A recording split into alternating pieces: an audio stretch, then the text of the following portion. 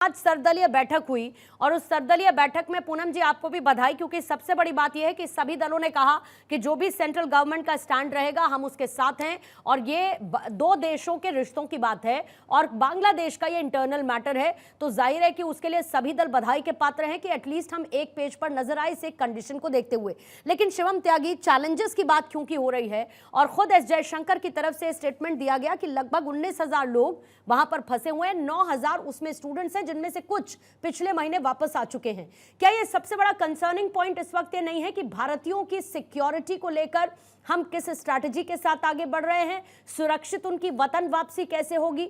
दूसरा, border situations को हम किस तरीके से हैंडल करेंगे, क्योंकि सुगबुगाहट दो बात की, एक वहां से लोग बॉर्डर के जरिए भारत आ सकते हैं, शुभेंदु अधिकारी ने उसका जिक्र किया। दूसरा, कई ऐसे बांग्लादेशी जो बंगाल में रह रहे थे वो शेख हसीना के बाहर निकलते ही वापस वतन वापसी चाहते हैं। तो इस पूरी सिचुएशन को हम कैसे स्ट्रैटेजाइज करते हुए हैंडल करने की तैयारी कर रहे हैं?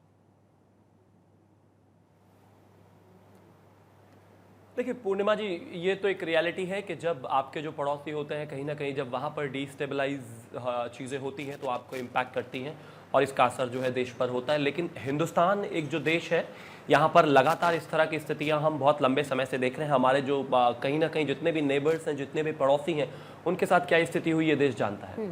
एक चीज़ यहाँ पर बहुत क्लियर है कि हाँ, हमारे 19,000 लोग वहाँ पर थे, जिसमें से अप्रॉक्सीमेटली 8,000 लोगों को हम ला चुके हैं, 7,000 लोगों को, और करीब 12,000 के आसपास हमारे लोग वहाँ पर हैं। हम लगातार जो है वहाँ के लोग हैं उनसे संपर्क में है। हमारा मिलिट्री टू मिलिट्री कोऑपरेशन था वो भी बहुत अच्छा बांग्लादेश के साथ रहा है। और जो स्थितियाँ रही हैं, मैं मानता हूँ कि कहीं ना कहीं चीज़ों को मैनेज करके हमारा जो उच्चायोग है वो भी वहाँ पर लगातार संपर्क में है।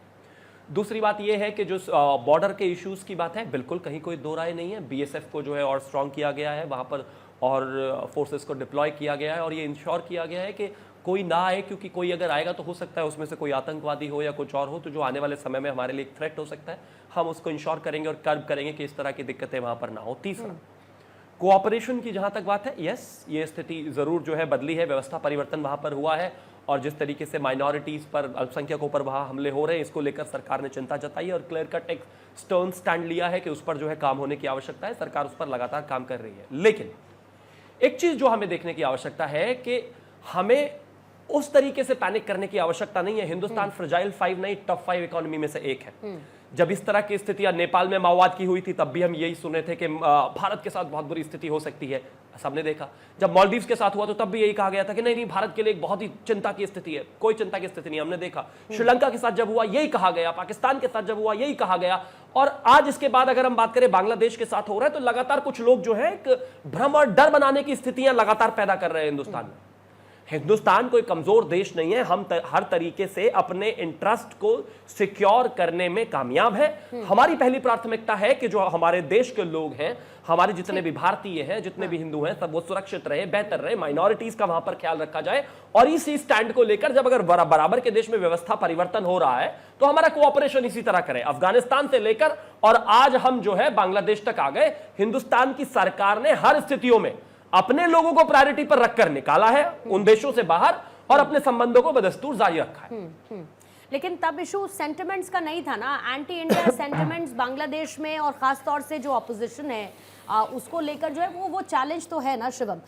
पूनम जी से पहले मैं एक प्रतिक्रिया ले लेती हूँ, उसके बाद आपसे इस सवाल को कंटिन्यू करूंगी। पूनम पंडित, मोदी की विदेश नीति, आपको उस पर भरोसा है?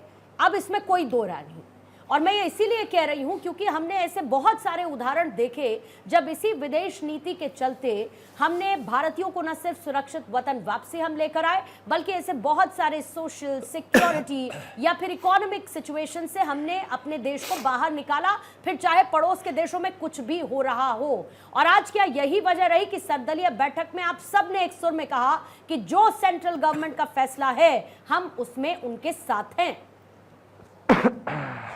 देखिए पूर्णिमा जी, यहाँ पर मामला सिर्फ दो पार्टियों का या फिर सत्ताधारी पार्टी का या विपक्ष का मामला नहीं है। यहाँ पर मामला आ जाता है कि हमारी दूसरे देश का इसमें जो इंटरफेयर हो रहा है, दूसरे देश का मामला आ जाता है।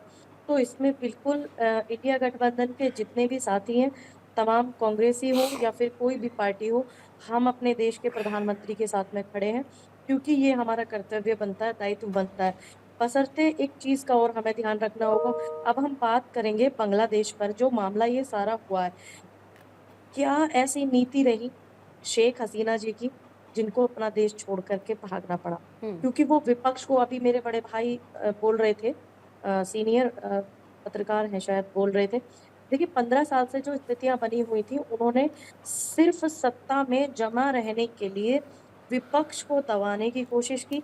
विपक्ष वहां पे चुनाव भी नहीं लड़ रहा था, इसीलिए ऐसी नीतियों को नहीं अपनाना चाहिए जिससे कि आपको अपना मुल्क, अपना वतन ही छोड़ करके भागना पड़े। उसकी जो मैं एग्जांपल दूंगी शेख हसीना का, सबसे बड़ा आज मौजूदा एग्जांपल ये आप देखने को आपको मिल रहा है। और हमें इस चीज को देख करके ये भी सीख लेनी होगी कि हम अपने देश के प्रधानमंत्री के साथ तो खड़े ही हैं, बशर्ते मैं अपने प्रधानमंत्री से ये भी निवेदन करूंगी कि इस देश में विपक्ष का जिस तरीके से उत्पीड़न किया गया बांग्लादेश में, आज उसी स्थिति में आज इतना बड़ा आंदोलन कि लोग जो है किस हालात में बांग्लादेश जूझ रहा है, क्योंकि एक देश को सजाने में, संवारने में बहुत वक्त, न जाने कितना समय बीत जाता है, सदियां गुजर जाती हैं। और हमें ऐसी स्थिति में नहीं आना चाहिए, और हमें विपक्ष पर इस तरीके के जो है ना ही कटाक्ष करने चाहिए, ना ही हमें उनको उनकी बात करने से रोकना चाहिए। ये मैं निवेदन भी करूंगी, और मैं इस बात को भी पूरे जोरों जोर से कहूंगी कि हमारे देश के प्रधानमंत्री जिस भी नीति को अपना करके चलेंगे और हम लोग उनके साथ हैं, क्योंकि यहाँ पर मामला हमारे देश पर आ जाता है। और रही बात सुरक्षा की, अभी हमारे बड़े भाई बात कर रहे थे, देखिए पाकिस्तान और चाइना जो है ये बहुत ज्यादा करीबी बांग्लादेश से होता था, तो बांग्लादेश से एंटर करके कोई भी व्यक्ति आ सकता है, इसमें कोई दोराया नहीं है। क्योंकि पिछले अगर हम बात करें तो भारत में एक महिला भी पाकिस्तान से आ गई थी, जिसका जानकारी सरकार को 2-3 महीने बाद लगा था। और दूसरी बात, हमें वहां पर सुरक्षा एजेंसियां, जो हमें कोई शक नहीं है उन पर, लेकिन हमारी जो सरकार है, हमारे जो रक्षा मंत्री हैं, उनसे भी निवेदन है कि इस चीज को ध्यान में रखते हुए करा जाए, क्योंकि ऐसे पहले भी हुआ है कि हमारे देश में बहुत सारे लोग आ गए हैं ऐसे। और दूसरी बात, यहाँ पर मामला सिर्फ लोकतंत्र, किसी भी देश में लोकतंत्र के हिसाब से ये बिल्कुल ठीक नहीं है कि विपक्ष को दबाना और उसका जो आपका नजरिया पॉइंट है, मैं समझ वो गई। देश शिवम, आपका मैं भागना काउंटर ही- लेने से पहले राकेश जी आपके पास आती हूँ। राकेश जी, पूनम जी ने जो कहा उसमें बिटवीन द लाइंस आप रीड करेंगे या मैं रीड करूँ? मुझे लगता है आप रीड कर दीजिए। नहीं, वो ये कहना चाहती हैं कि किसी भी देश में विपक्ष की आवाज को अगर दबाया जाए तो यही सूरत हाल होता है। अब आगे आप बढ़ लीजिए। मेरा मानना ये है कि पूनम जी का विश्लेषण जो है कम से कम भारत के दृष्टि से करना चाहिए। पाकिस्तान और बांग्लादेश की भारत से तुलना करना ठीक नहीं है, पहली बात। दूसरी बात, भारत में विपक्ष का सम्मान था, सम्मान है और सम्मान रहेगा। ये तो यदि सब ये देख सम्मान रहे हैं, नहीं रहता ये तो सब तो देख रहे हैं। 1971 में इंदिरा जी कि जब विपक्ष के बांग्लादेश नेताओं के बनवाती पीछे हैं तो उसमें विपक्ष CBI भी लगा इसी दिया तरह जाता की है, भूमिका उनके माइक निभाता। बंद कर दिए जाते हैं सर। रुकिएगा तो मैंने पूनम जी, इसलिए सुन इस लीजिए बात जरा। को पूनम बोला जी, है। आपने अपने अब समय मेरी पे बोला, बात- किसी ने इंटरफेयर नहीं किया। मैम सुन लीजिए, वरिष्ठ पत्रकार हैं, सुन लीजिए, उनका भी एक कहना है, कुछ कह रही हैं। इसलिए जब भारत की बात होती है तो मुझे लगता है ये बड़ा शुभ संकेत है कि भारत में पक्ष और विपक्ष नहीं है, सब भारतीय हैं। और ऐसी परिस्थितियों में शेख हसीना जी के मुद्दे पे भारत के सरकार और सत्ता पक्ष, विपक्ष और आम नागरिक सब एक साथ खड़े हुए दिखाई दे रहे हैं, और मुझे लगता है ये दुनिया के लिए बड़ा सकारात्मक संदेश है। अब रही बात, इसे राजनीतिक दृष्टि से देखने की बजाय हमें ये देखने की ज़रूरत है कि क्या बांग्लादेश फिर 1971 की स्थितियों पे जाता हुआ दिख रहा है। कारण ये है, 1971 में भी एक छोटी सी चिंगारी उठी थी, और वो चिंगारी एक बड़ी ज्वाला बनी। और मुजीब जी की तरफ से जब भारत में मदद मांगी गई, मुजीब जी की तरफ से और मुक्ति संघर्ष की तरफ से, और उसमें इंदिरा जी ने पूरी सहजता के साथ मदद के लिए आगे आई, और पाकिस्तान जो पूर्वी और पश्चिम पाकिस्तान था उसमें से बंटवारा हुआ और पूर्वी पाकिस्तान बांग्लादेश बना। उसके बाद से भारत और बांग्लादेश के बीच में किसी भी तरह की वैमनस्यता नहीं थी।